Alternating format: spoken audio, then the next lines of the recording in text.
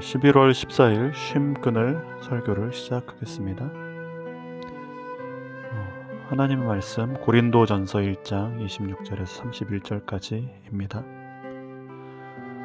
형제자매 여러분, 여러분이 부르심을 받을 때 그 처지가 어떠하였는지 생각하여 보십시오. 육신의 기준으로 보아서 지혜 있는 사람이 많지 않고 권력 있는 사람이 많지 않고 가문이 훌륭한 사람이 많지 않았습니다. 그런데 하나님께서는 지혜 있는 자들을 부끄럽게 하시려고 세상의 어리석은 것들을 택하셨으며 강한 것들을 부끄럽게 하시려고 세상의 약한 것들을 택하셨습니다. 하나님께서는 세상에서 비천한 것들과 멸시받는 것들을 택하셨으니 곧 잘났다고 하는 것들을 없애시려고 아무것도 아닌 것들을 택하셨습니다.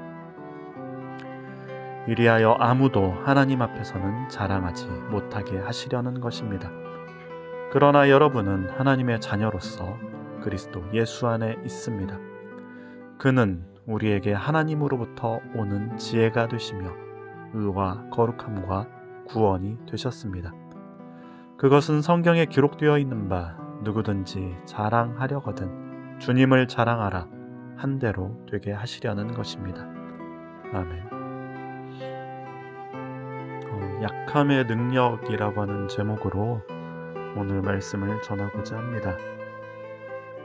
제가 애정을 가지고 읽는 성경 가운데 하나가 바울이 고린도에 보낸 편지, 고린도전서 후서입니다. 저는 고린도서를 대할 때마다 좀 가슴이 뜁니다. 왜냐하면 고린도 전후서에 나타나는 바울의 신학을 십자가 신학이라고 합니다. 이 십자가 신학은 영광의 신학과 대비되는 신학이지요. 그래서 루터가 참 이제 좋아했던 신학이 십자가 신학인데, 이 십자가 신학에는 기독교의 탁월성이 담겨져 있습니다. 또 이 고린도 전후서가 제게 또 많은 위로를 주기에 고린도 전후서를 참 좋아하는데요. 그런데 막상 우리가 성경을 읽어보면 고린도 교회, 그 교인들의 모습은 그닥 그렇게 아름답지 않습니다. 그래서 우스갯소리로 만약 고린도 교회에 청빙이 온다면 어떻게 하시겠습니까? 라고 했을 때 많은 목사님 또 제 동기들은 거기 절대 안 가. 이렇게 또 반응을 하곤 하지요. 고린도라고 하는 지역은 사실 참 머리 아픈 지역입니다. 이곳은 당시 국제무역이 활발히 일어났던 산업도시였지요. 도시의 양쪽 모두 항구가 있어서 자연스럽게 고린도는 동서를 잇는 중요한 국제무역의 요충지였습니다. 이곳은 또한 2년마다 이스트무스라고 하는 스포츠 축제가 열렸습니다. 올림픽에 버금가는 경기라고 알려져 있습니다. 고린도라고 하는 도시는 높은 산 위에 인공적으로 형성되어져 있는데, 높은 산 위에 형성된 도시인데 그곳에 높은 산인데도 불구하고 2개의 대학이 있었고 각종 신전과 사원이 있었으며 거대한 도로, 사진에도 보이지 않습니까? 저 고대의 도로가 그대로 도로 등의 유적 등이 지금도 존재하고 있습니다. 어찌 보면 참 매력적인 도시이지요. 기회가 많이 보장된 성공의 기회가 많아 보이고 수많은 무역상과 사업가들이 고린도에서 성공하려고 모여드는 곳이었습니다.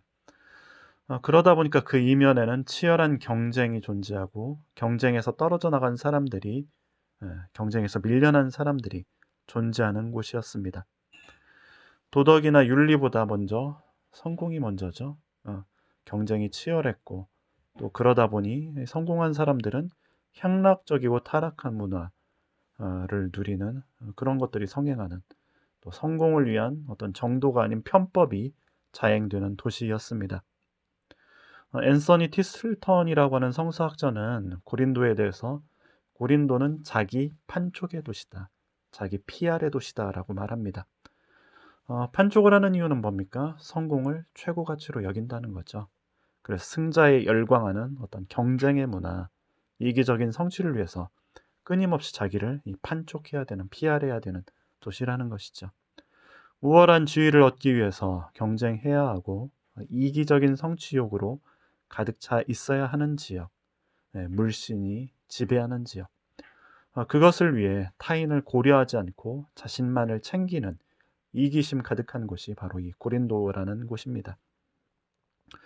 이런 특징을 담은 고린도 지역의 독특한 문화 가운데 하나가 후견인 제도입니다.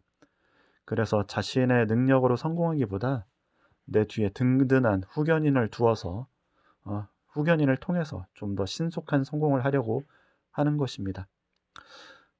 이 후견인 제도라고 하는 말을 들으면 우리는 힘없고 이 빽없는 사람이 어떤 키다리 아저씨 같은 존재를 통해서 성공하는 뭔가 좋은 개념 같은 것으로 이렇게 들리지만, 이 후견인을 해줘서 성공하면 내게 얼마씩 상납해라, 내 사람이 되라, 오늘날 내 사업과 조직의 일원이 되라라고 하는 개념이지요.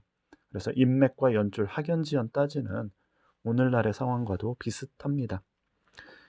이 고린도 교회는 바로 이러한 고린도라고 하는 지역의 치열한 경쟁에서 떨어져 나간, 밀려나간 사람들, 무가치한 존재들, 무능력한 사람들, 아무것도 아닌 사람들이 모여서 세워진 교회였습니다.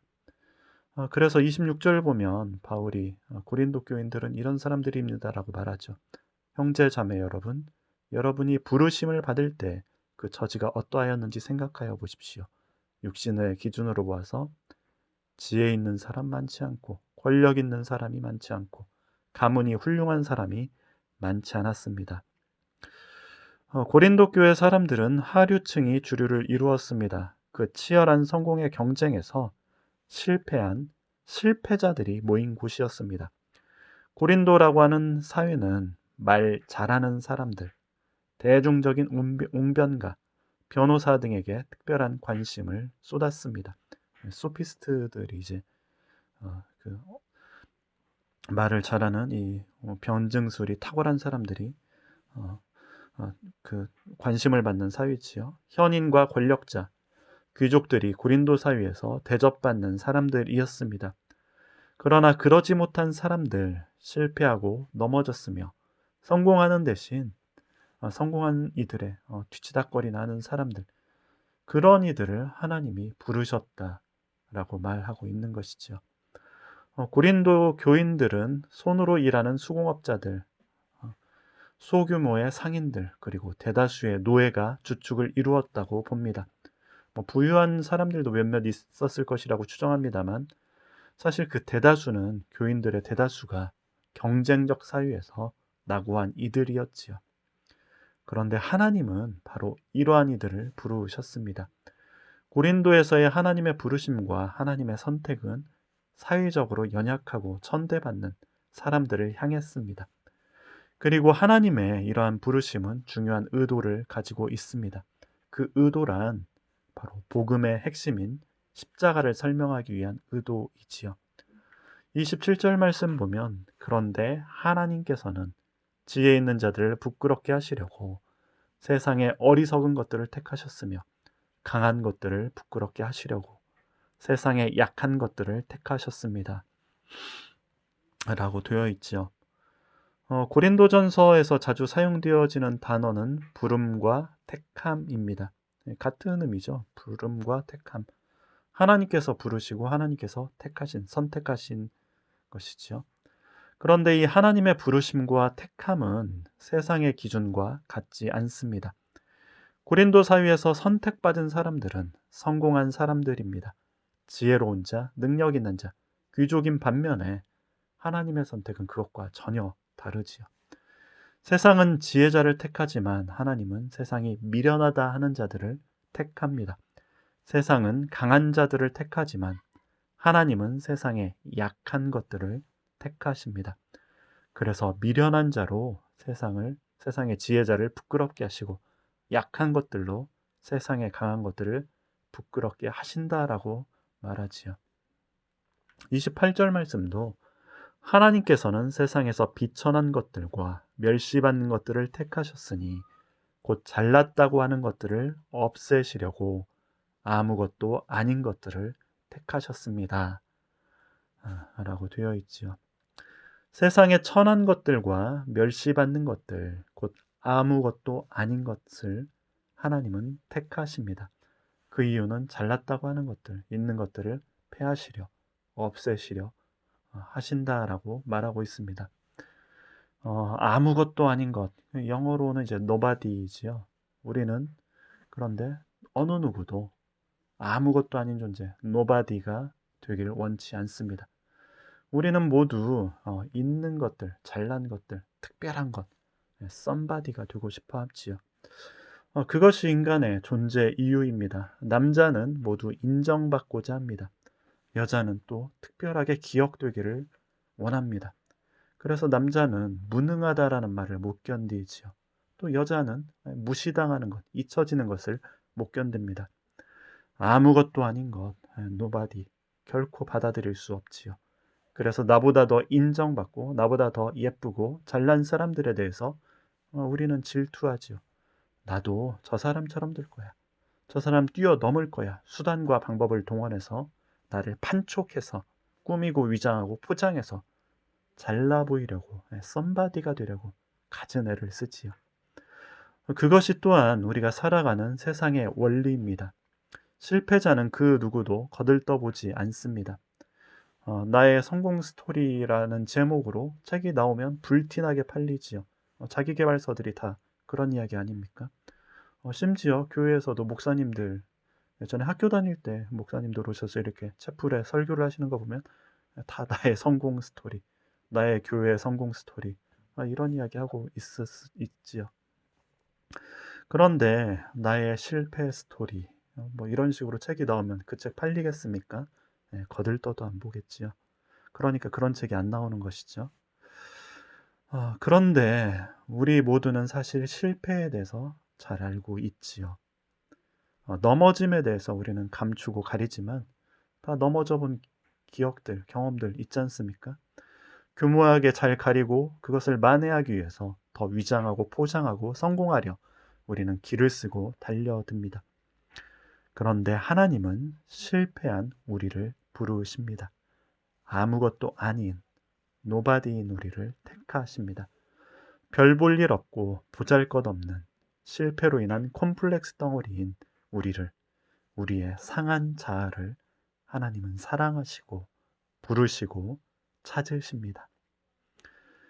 하나님은 오히려 우리가 실패한 자신에 대해서 감추고 가리고 또 경멸하고 혐오하는 모습을 슬퍼하십니다.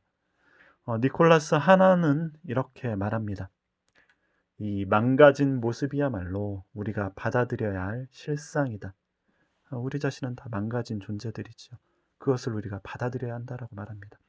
그런데 안타깝게도 우리는 이 모습을 거부하는 성향이 있다.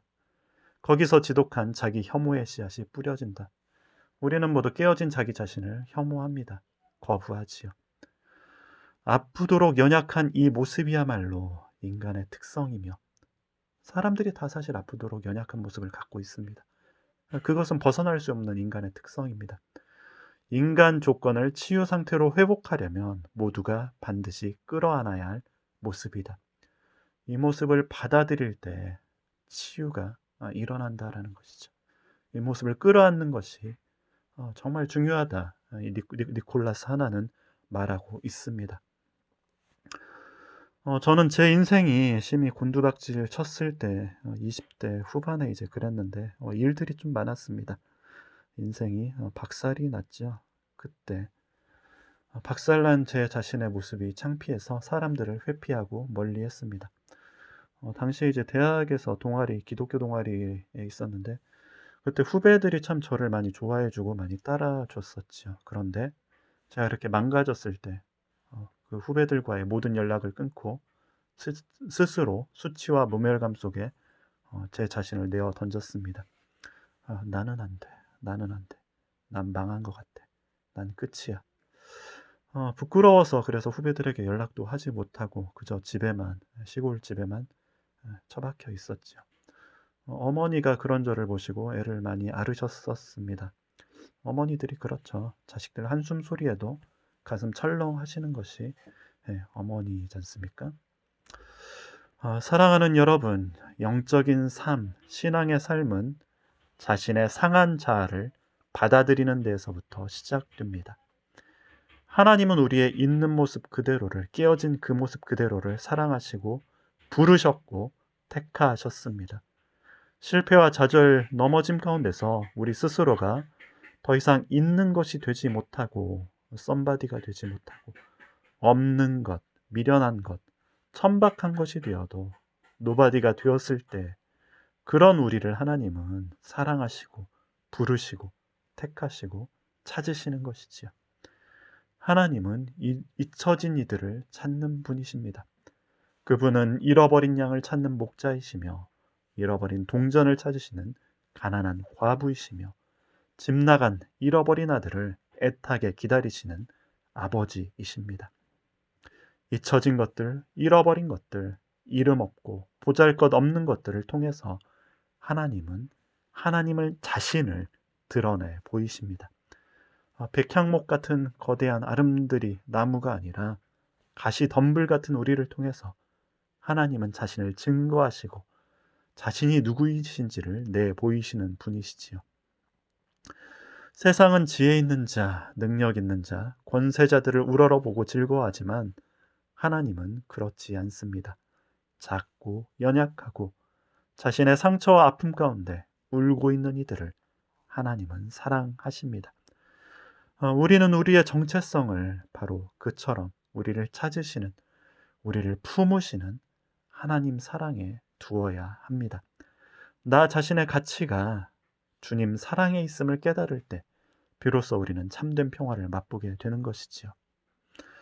사랑하는 여러분, 우리는 사실 의지할 것이 아무것도 없습니다.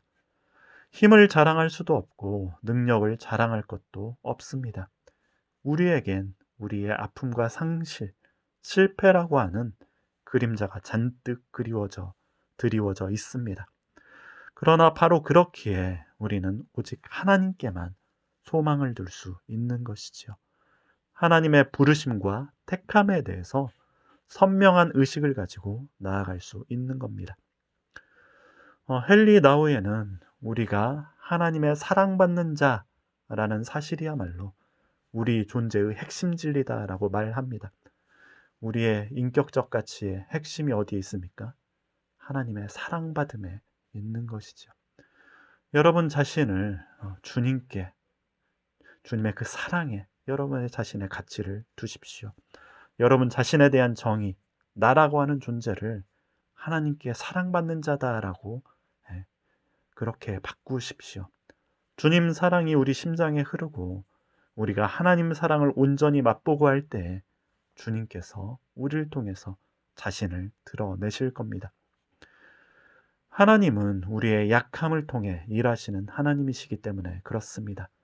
약함과 무능함과 어리석음이 고린도 교인들의 특색이라고 한다면 바울은 바로 이 고린도 교인들의 모습과 같은 모습으로 그려내는 것이 있는데 그것이 바로 그리스도의 십자가입니다. 바울은 예수 그리스도의 십자가, 이 약함과 무능함과 어리석음과 거리낌인 십자가의 예수 그리스도 외에는 그 어떤 것도 알지 않기로 작정했다라고 고린도전서 2장 2절에서 말하지요. 하나님이 사용하시는 구원의 방법이 무엇입니까? 십자가이지요. 그런데 그 십자가라고 하는 것은 우리와 같은 약함, 무능함, 거리낌이 있는 것이죠. 그렇기에 주님은 십자가와 같은 우리 자신의 모습을 통해서 일하신다라고 말합니다. 우리의 능력은 우리의 강함에 있는 것이 아니라 우리의 연약함에 있습니다. 여러분이 부끄러워하고 피하고 숨기는 여러분 내면의 가장 작고 여린 상처받기 쉬운 우리 자신의 자아, 그것을 통해서 하나님은 하나님의 일을 하시기를 원하십니다. 토머스 머튼은 우리의 참자아는 수줍음이 많다라고 말합니다. 그래서 안전하다 느끼는 곳에서만 우리의 참자아가 나타난다라고 말합니다. 우리는 어디에서 우리의 참자아를 드러낼 수 있을까요? 우리의 상처 입고 아무것도 아닌 그 연약한 자신을 안전하게 드러낼 수 있는 유일한 장소가 어디겠습니까? 하나님이지요. 네, 하나님 안에서 뿐입니다. 토머스 머튼은 이렇게 말합니다. 자신의 못난 모습을 내려놓고 아무것도 아님을 인정하라. 우리가 이해하든 못하든 하나님은 우리를 사랑하시고 우리 안에 임재하시고 우리 속에 사시고 우리 안에 거하시고 우리를 부르시고 우리를 구원하시며 여태까지 책에서 읽거나 설교에서 들은 것과 전혀 다른 깨달음과 긍휼을 베푸신다. 하나님 사랑이 우리의 참 자아에 맞닿을 때 우리는 우리 자신을 속이지 않고 포장하지 않고 솔직한 모습으로 하나님 앞에 그리고 사람 앞에 설 수 있습니다. 포장하지 않고 포장하고 위장하고 사는 삶, 사실 얼마나 피곤합니까? 다른 사람 앞에서 나 괜찮은 사람인 척 하기 위해서 우리는 또 얼마나 많은 에너지를 소모합니까? 그래서 얻은 평안이라는 것은 또 얼마나 위태하기 짝이 없습니까? 우리는 하나님 앞에 우리 자신의 실체를 내어놓는 법을 배워야만 합니다. 이것이 회개지요. 회개란 있는 모습 그대로 하나님 앞에 서는 것을 말합니다. 허울과 가면을 벗고 하나님 앞에 민낯으로 참자로 서는 것이 회개지요. 죄 목록 읊는 것이 여러분 그게 회개가 아닙니다. 있는 모습 그대로 하나님 앞에 서는 것이죠. 하나님은 바로 우리의 솔직한 우리 자신을 참 좋아하십니다. 우리의 있는 모습 그대로를 사랑하십니다. 또 그것을 찾고 또 찾으시는 분이시죠. 그리고 작고 연약한 상처투성이인 우리를 통해서 하나님은 당신을 증거하십니다. 우리의 약함이 하나님의 온전함을 증거하는 통로입니다. 우리는 우리를 통해서 하나님께 영광을 돌린다. 이 말 참 많이 하죠. 그런데 어떻게 우리를 통해서 하나님께 영광을 돌립니까? 우리의 연약함, 취약함을 통해서입니다. 가장 진실한, 가장 솔직한 우리의 자아를 통해서이지요. 그럴 때 비로소 우리 자신을 자랑하지 않고 주님이 모든 것을 하셨습니다. 주님이 우리의 자랑입니다. 라고 할 수 있는 것입니다. 그래서 31절에 그것은 성경에 기록되어 있는 바 누구든지 자랑하려거든 주님을 자랑하라 한 대로 되게 하시려는 것입니다. 라고 말하고 있습니다. 우리가 우리의 약함을 인정할 때 우리의 약함 속에서 하나님이 일하실 때 우리는 하나님을 자랑하게 됩니다. 우리의 자랑거리가 우리의 약함이라는 것이 곧 하나님을 자랑할 수 있게 되는 것이지요. 진실로 연약한 이들에겐 오직 하나님뿐이기 때문에 그렇습니다. 재물을 자랑하고 성공을 자랑하는 이들은 하나님을 결코 자랑할 수 없지요. 하나님을 자랑하는 것 같지만 거기에는 결국 자기 성공, 자기 재물, 자기 자랑만 있을 뿐입니다. 우리의 연약한 실체를 언제나 우리 자신 그대로를 늘 하나님께 올려드립니다. 하나님은 바로 우리의 있는 모습 그대로를 당신께서 취하시고 사용하시며 당신의 영광을 드러내실 겁니다. 기도드리겠습니다. 사랑의 주님, 우리의 약함 속에서 주님은 우리의 능력이 됩니다. 주님, 저희로 하여금 약함을 감추지 않고 인정하며 늘 주님께 의지할 줄 아는 믿음을 더하여 주소서. 주님을 신뢰하는 가운데 우리 영혼이 안정을 얻으며 활기를 얻게 하소서. 아멘.